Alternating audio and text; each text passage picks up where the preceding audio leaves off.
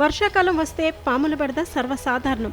అయితే పాములు కొన్ని వాసనలకు, శబ్దాలకు, వాటి సహజ శత్రువులకు భయపడతాయని మీకు తెలుసా? ఈ విషయాలు తెలుసుకోవడం ద్వారా మీ ఇంటిని, పరిసరాలను పాముల నుంచి సురక్షితంగా ఉంచుకోవచ్చు. వర్షాకాలంలో పాము కాట్ల నుంచి తప్పించుకోవచ్చు. పాములు కొన్ని రకాలైన ఘాటైన వాసనలను అస్సలు ఇష్టపడవు. నీటిలో వేప నూనె కలిపి ఇంటి చుట్టూ ప్రవేశ ద్వారాల వద్ద స్ప్రే చేస్తే పాములు దూరంగా ఉంటాయి. నిలిచి ఉన్న నీటిపై లేదా పాములు ఉండే కలుగుల్లో బ్లీచింగ్ పౌడర్ చల్లటం వల్ల అవి రాకుండా ఉంటాయి. అలాగే దాల్చిన చెక్క పొడి, వెనిగర్, నిమ్మరసం వీటిని కలిపి స్ప్రే చేయడం కూడా ప్రభావవంతంగా పనిచేస్తుంది.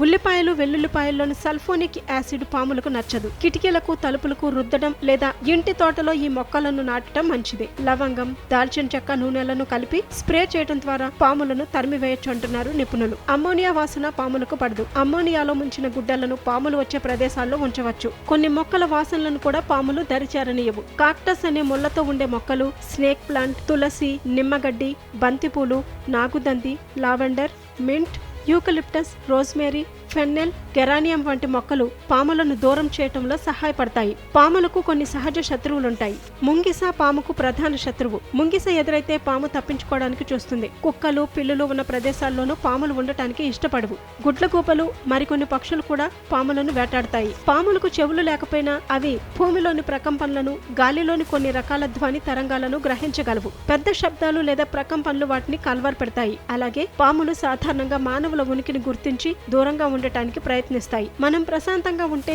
అవి దాడి చేయకుండా వెళ్లిపోతాయి. ముఖ్యంగా ఇంటి పరిసరాలను పరిశుభ్రంగా ఉంచుకోవడం చాలా ముఖ్యం. కట్టెల కుప్పలు, రాళ్లగుట్టలు, చెత్త, కలుపు మొక్కలు, పుట్టలు, రంధ్రాలు వంటి పాములు దాక్కునే ప్రదేశాలు లేకుంటే అవి మన దగ్గరకు రావు. వర్షాకాలంలో పాముల నుంచి మరింత జాగ్రత్తగా ఉండాలి.